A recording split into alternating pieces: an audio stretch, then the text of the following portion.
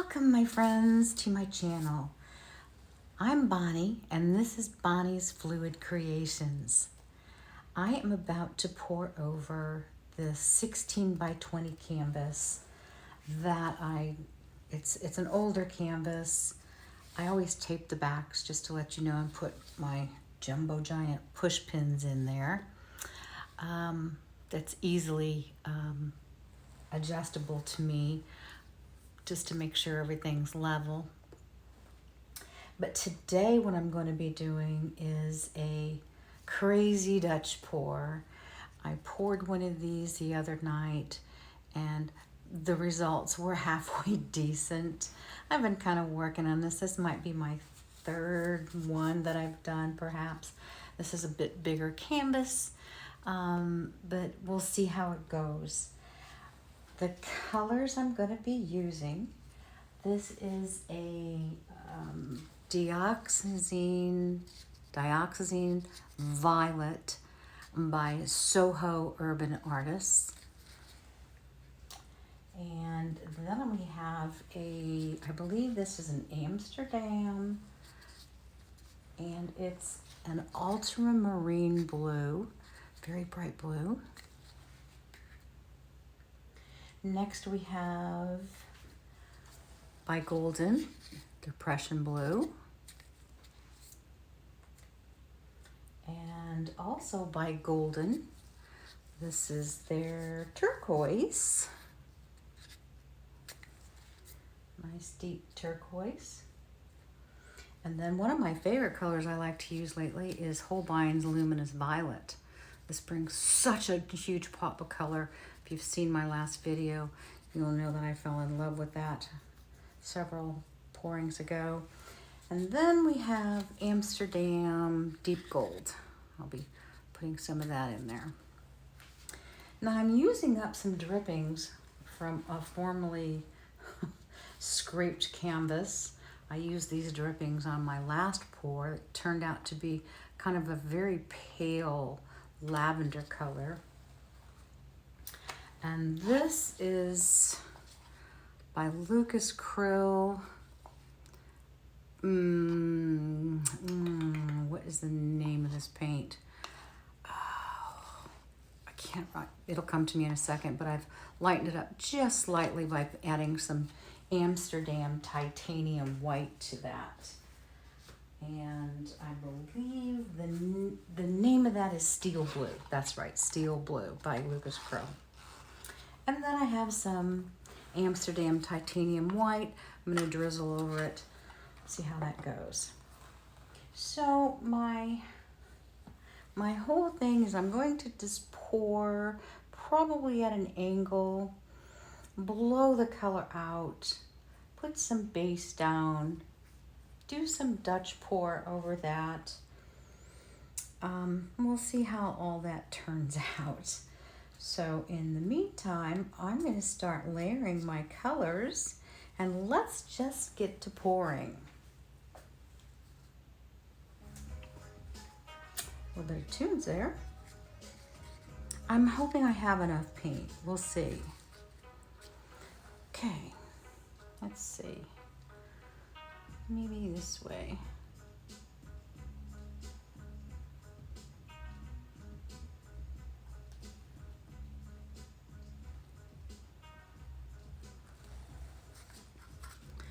I usually like to keep some color, and I forgot to do that with that. I think I have some left in my jar. I use these little jars that I mix and store my paint in.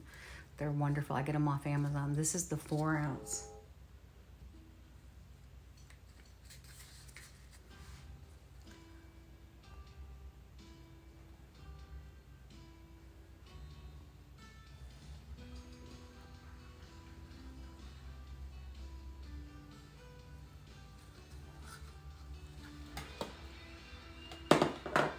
That was the Amsterdam Ultramarine Blue.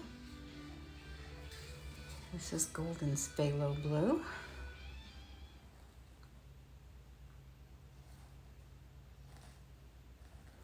I don't know if this is going to be too much paint or what. I don't know.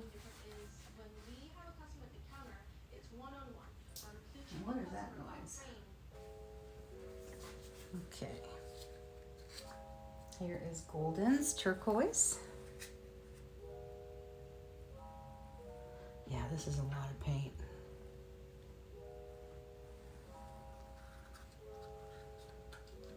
I'm not sure how this is going to work out. Now for the Holbein Luminous Violet. Oh, I love this. This just adds such a pop.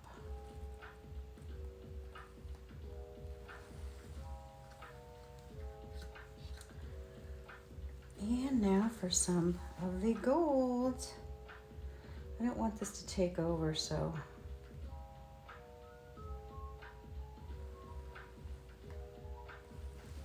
hopefully that wasn't too much. I don't know, maybe it'll sink and we won't see it at all. We'll see. Okay, now I'll just get to pouring this out, blowing this out. I am going to use my little travel blow dryer, Janiri. That's what it's called. Got it on Amazon. Jiniri is the, you can't see it because I taped the condenser down, but okay, you might want to turn your volume down because I'm getting ready to blow. Ready?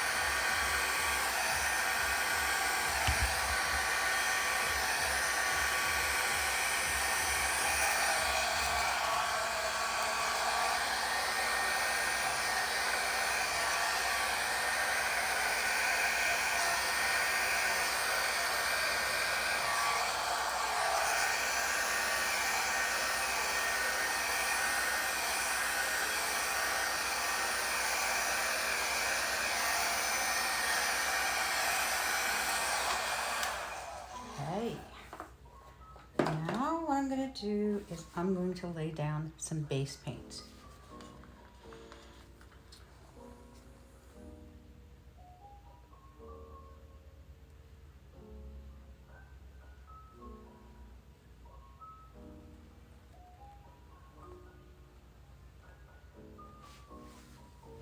I'm going to mix it up.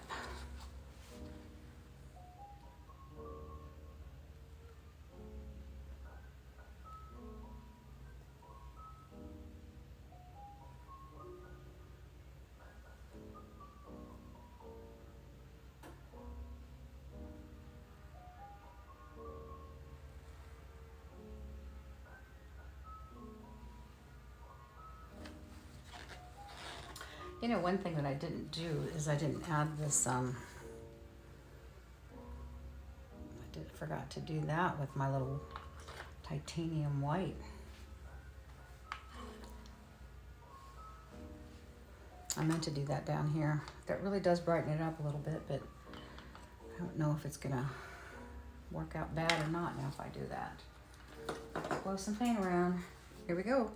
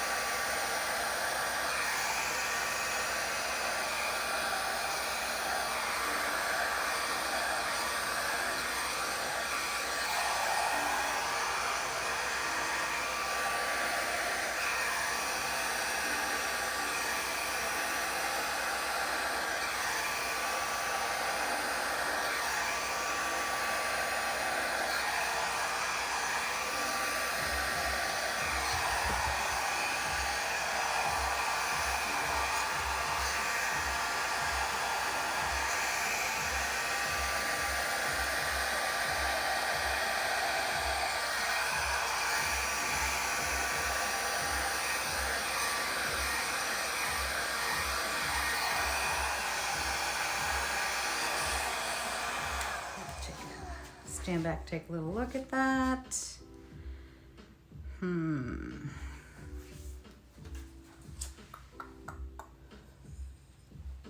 pop some bubbles. See if there's anything else I can do with this.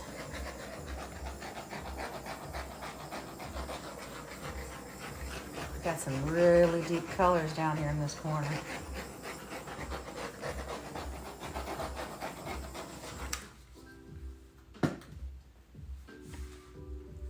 More noise.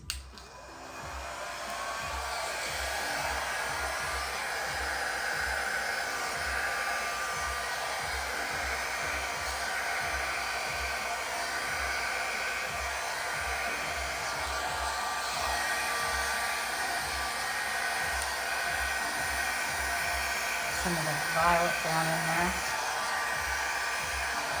Let's see. Is there anything I can do up here with this?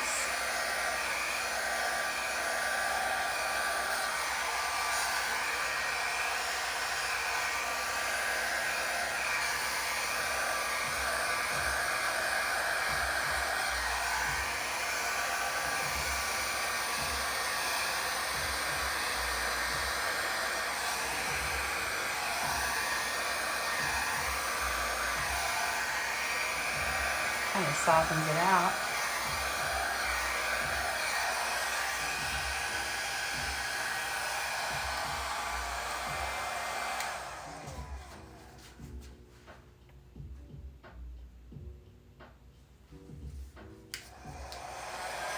See some places I need to put some paint down.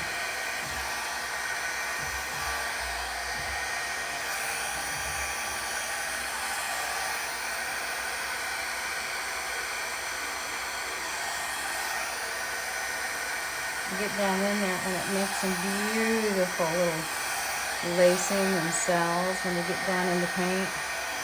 Ooh, there comes some gold.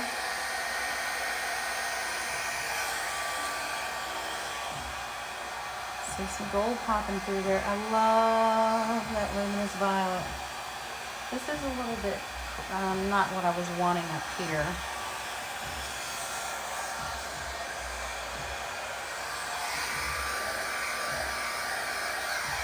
It's too blended in my mind. And the more I do this, the more it's blended, but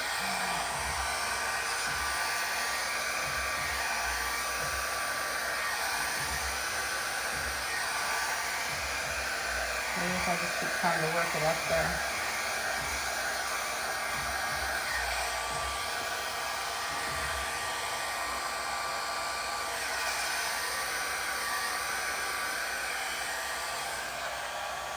I think we're going to stop right there.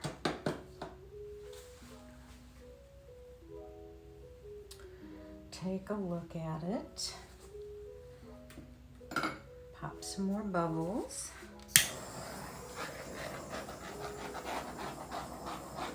Like I said, up here is not exactly what I was going for.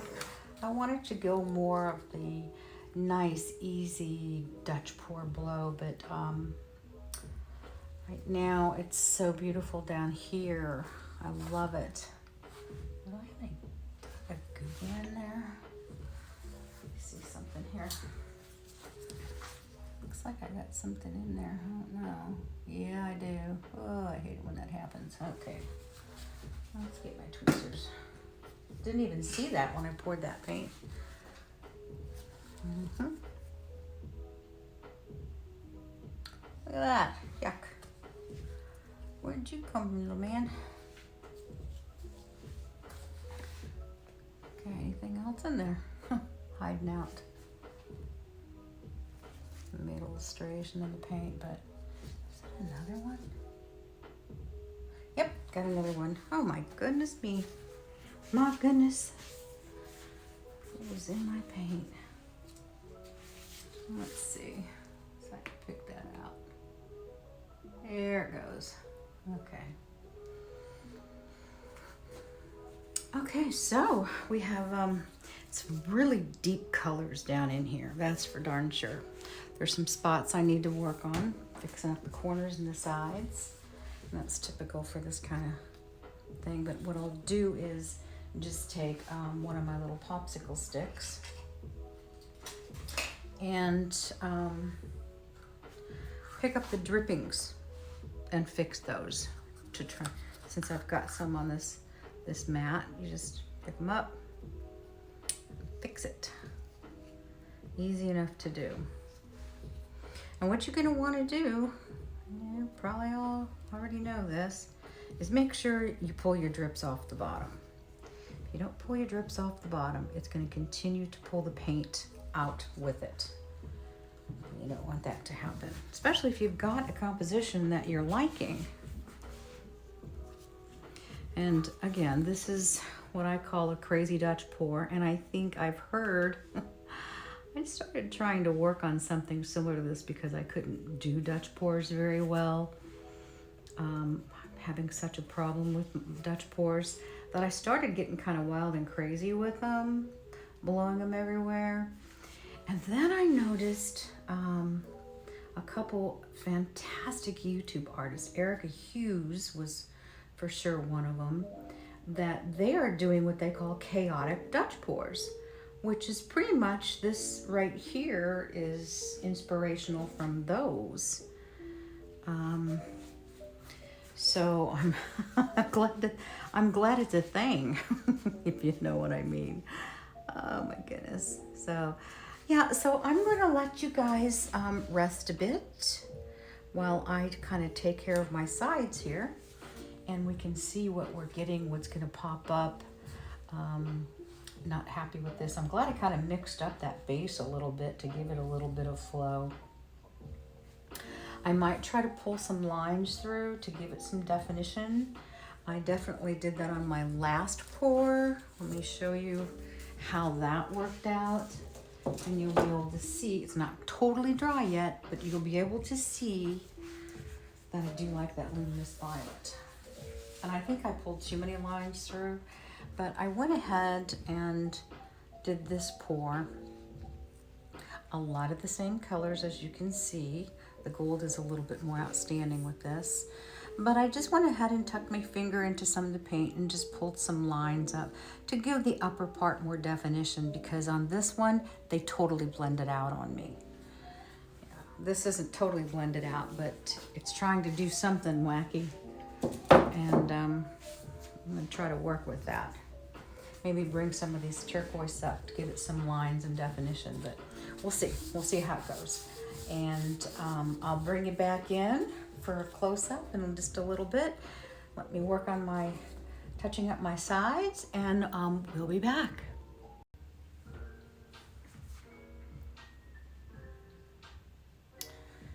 Okay, well, we're back. I have been busy fixing my sides and scraping up my drips.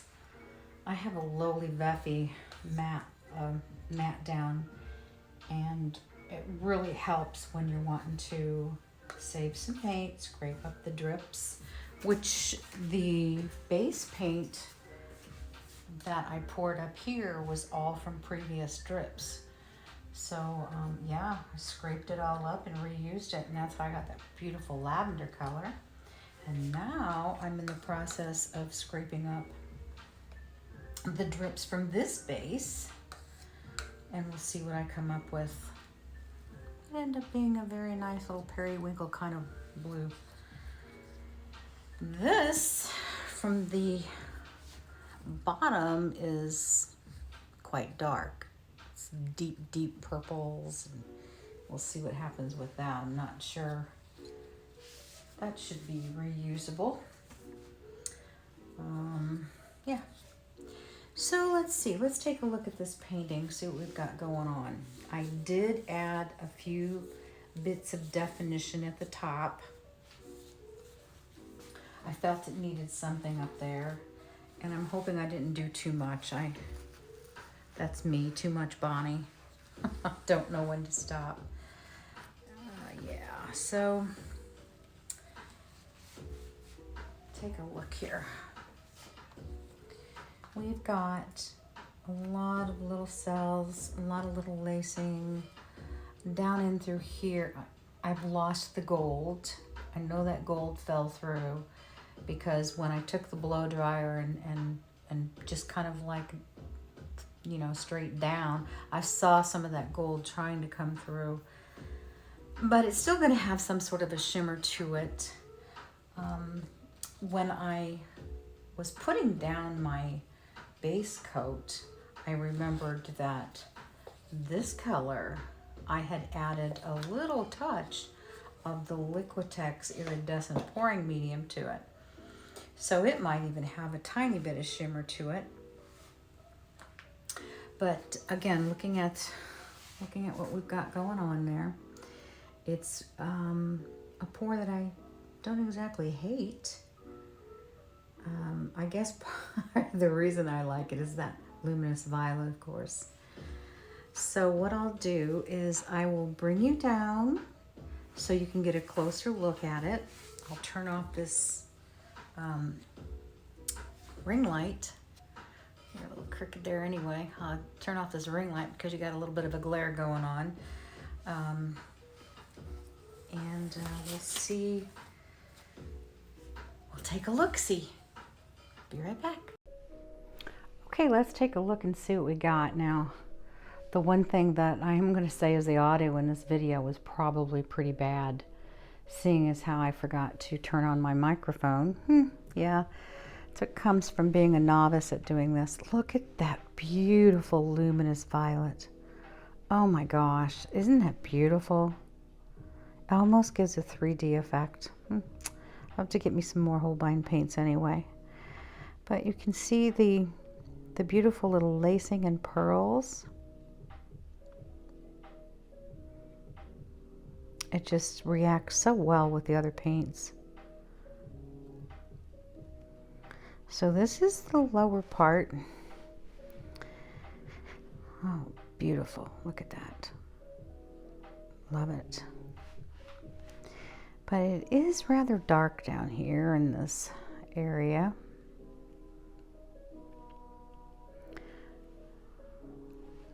Let's go up this way a little bit. Look how beautiful that is right there. Oh, I love that part.